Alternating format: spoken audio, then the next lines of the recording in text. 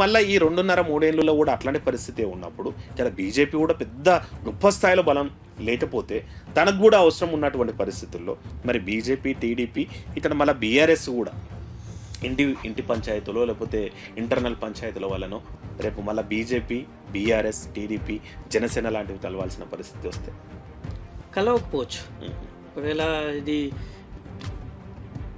మొన్న కలిసినట్టు బీజేపీ, జనసేన కలిసి పోటీ చేయొచ్చు.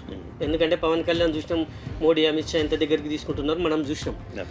తెలంగాణలో పవన్ కళ్యాణ్తో పోటీ చేయడానికి బీజేపీ నేతలకు ఎటువంటి పేచి ఉండదు. కానీ ఎప్పుడైతే టీడీపీని ఆహ్వానిస్తే మాత్రం అది వాళ్ళకు అస్తిత్వానికి కొద్దిగా దెబ్బ తగులుతుంది. భారీగా ఎన్నికల్లో భారీగా నష్టం జరిగే అవకాశం ఉంటుంది. అటువంటి టైంలో వాళ్ళు ఆంధ్రాలో ఉన్న కూటమిని ఇక్కడనే కంటిన్యూ చేసి ఎన్నికల్లో పోటీ చేస్తే మాత్రం వాళ్ళకు బీభత్సమైన నష్టం జరుగుతుంది. ఆ విషయం వాళ్ళకు తెలుసు. అంత సాహసం అయితే ఏరు వాళ్ళు.